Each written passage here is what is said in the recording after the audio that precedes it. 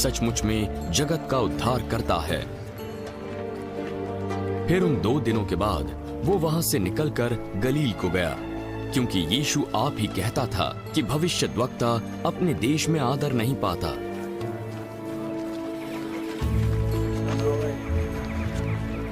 जब वो गलील में आया तो गलीली आनंद के साथ उससे मिले, क्योंकि जितने काम उसने यरूशलेम में पर्व के समय किए थे उन्होंने उन सब को देखा था, क्योंकि वे भी पर्व में गए थे।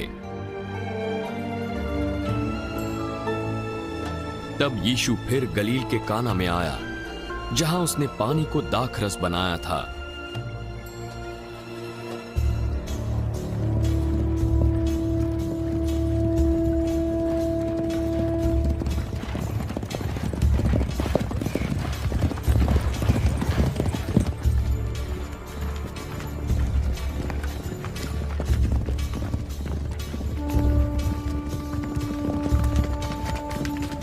वहां राजा का एक कर्मचारी था जिसका पुत्र कफरनहूम में बीमार था।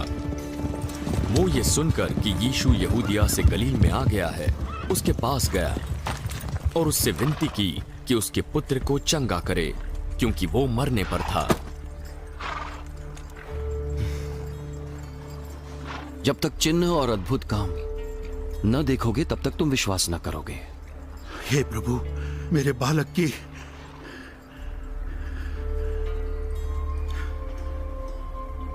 मृत्यु से पहले मेरे साथ चल। जा,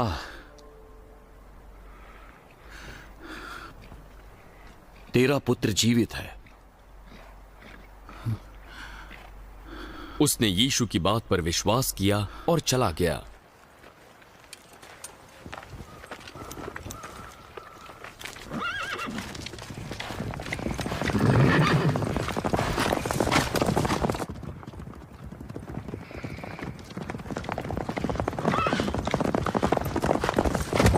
वो रास्ते में ही था कि उसके दास इस समाचार के साथ मिले।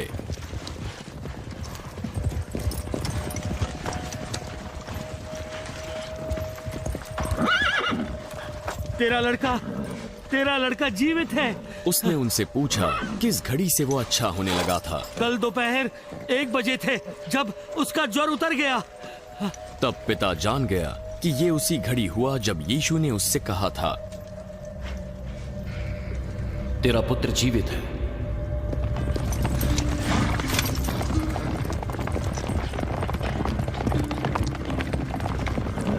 और उसने और उसके सारे घराने ने विश्वास किया।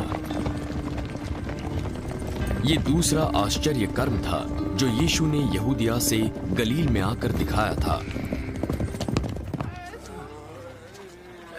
इसके बाद यीशु यरूशलेम में यहूदियों के पर्व में गया।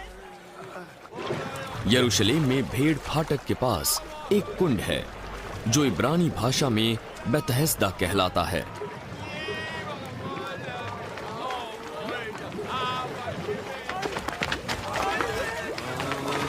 उसके 5 ओसारे हैं। इनमें बहुत से बीमार, अंधे, लंगड़े और सूखे अंग वाले पड़े रहते थे।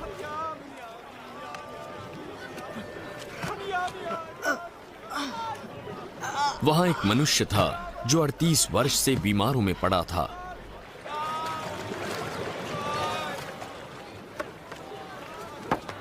यीशु ने उसे पड़ा हुआ देखा और जान लिया कि वो बहुत दिनों से इस दशा में पड़ा है।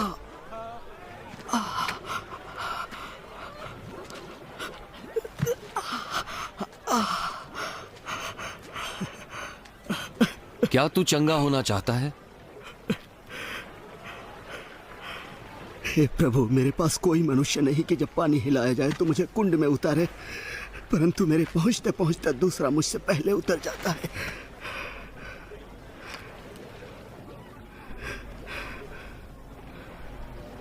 उठ, अपनी खाट उठा और चल फिर।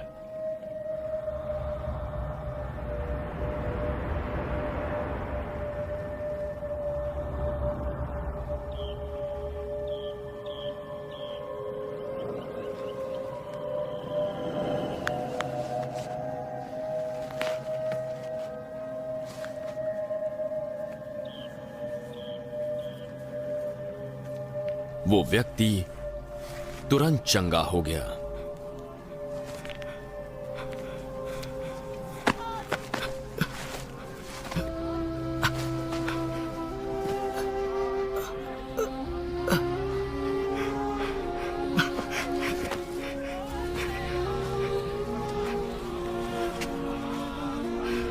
और अपनी खाट उठाकर चलने फिरने लग गया।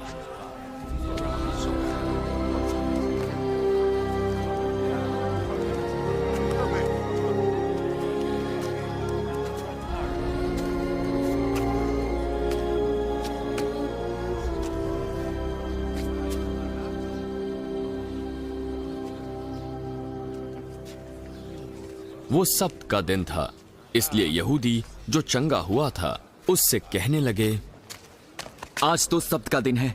हमारी व्यवस्था के